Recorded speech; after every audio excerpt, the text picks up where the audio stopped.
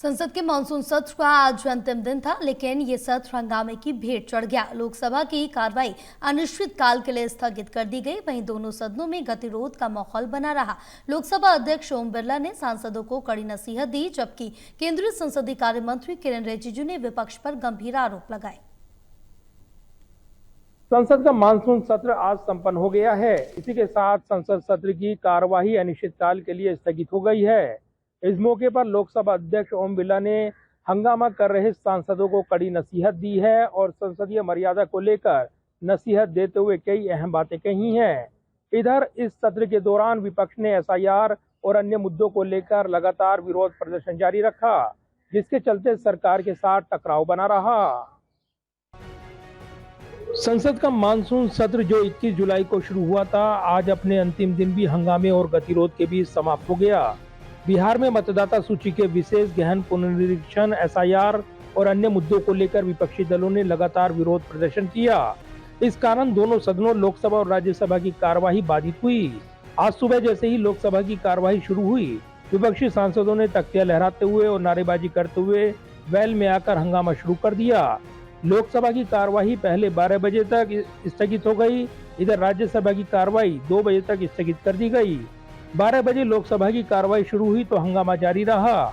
लोकसभा अध्यक्ष ओम बिरला ने विपक्षी सांसदों के व्यवहार पर गहरी नाराजगी जताई। ओम बिरला ने सांसदों को चेतावनी देते हुए कहा कि सदन की गरिमा का सम्मान करे। ओम बिरला ने यह भी बताया कि सत्र के लिए 120 घंटे की चर्चा तय थी, लेकिन विपक्ष के व्यवधान के कारण केवल 37 घंटे ही चर्चा हो सकी।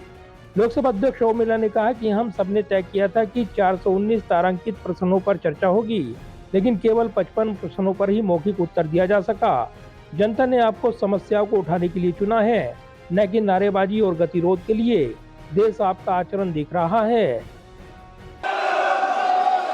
दिनांक 18 अगस्त 2025 को भारत के अंतरिक्ष कार्यक्रम की उपलब्धियों पर विशेष चर्चा प्रारंभ की गई। इस सत्र में कार्यसूची में 419 तारांकित प्रश्न शामिल किए गए थे, किंतु लगातार नियोजित व्यवधान के कारण केवल 55 प्रश्न ही मौखिक उत्तर दिए जा सके। इसके बाद लोकसभा की कार्यवाही अनिश्चितकाल के लिए स्थगित कर दी गई। दूसरी ओर केंद्रीय संसदीय कार्य मंत्री किरेन रिजिजू ने विपक्ष पर संसद का समय बर्बाद करने और गैर जिम्मेदाराना व्यवहार करने का आरोप लगाया।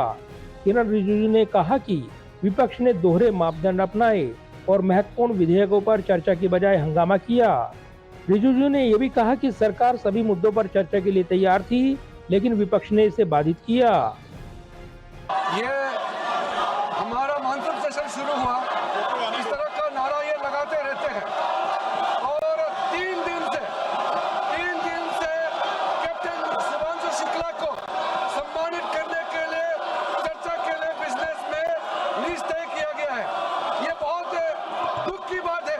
हमारा देश का नायक, जिन्होंने अंतरिक्ष में यात्रा करके भारत का झंडा को लहरा के आया, उनको सम्मानित करने का भी मौका नहीं दिया है विपक्ष के लोगों ने।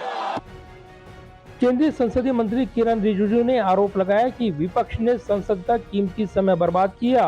हमने 14 विधेयक पेश किए, जिनमें से 12 पारित हुए, लेकिन कई महत्वपूर्ण मुद्दों पर चर्चा नहीं हो सकी। विपक्ष का ये रवैया लोकतंत्र के लिए ठीक नहीं है। इस सत्र में ऑपरेशन सिंदूर पर विशेष चर्चा को छोड़कर ज्यादातर समय हंगामे में ही बीता है। विपक्ष ने बिहार में मतदाता सूची पुनरीक्षण और वोटर धांधली के मुद्दे पर तत्काल चर्चा की मांग की थी, जबकि सरकार ने इसे अदालत में चल रही प्रक्रिया का हवाला देकर और संवैधानिक संस्था पर चर्चा न कराने का हवाला देकर अपने विधायी एजेंडे को आगे बढ़ाया।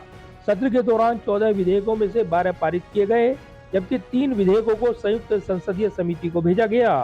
बहरहाल संसद के इस मानसून सत्र ने एक बार फिर सत्ता और विपक्ष के बीच गहरे मतभेदों को उजागर कर दिया है। जाहिर है, बिहार के आगामी विधानसभा चुनाव से पहले संसद के मानसून सत्र में एसआईआर, वोटर धांधली के मुद्दे पर विपक्ष का प्रदर्शन लगातार बना रहा और इसको लेकर लगातार टकराव देखने को मिला है। ऐसे में हंगामेदार सत्र की शुरुआत हुई और इस दौरान केवल ऑपरेशन सिंदूर पर ही महत्वपूर्ण चर्चा हो पाई, तो वहीं हंगामे के दौरान ही महत्वपूर्ण विधेयक पारित करने पड़े हैं। अब ऐसे में एसआईआर को लेकर विपक्ष का दावा है कि वो इस लड़ाई को आगे बढ़ाएगा। जाहिर है इस मुद्दे को लेकर अब सड़कों पर संघर्ष देखने को मिलेगा। कैमरामैन पवन शर्मा के साथ प्रदीप कुमार, टोटल न्यूज, दिल्ली।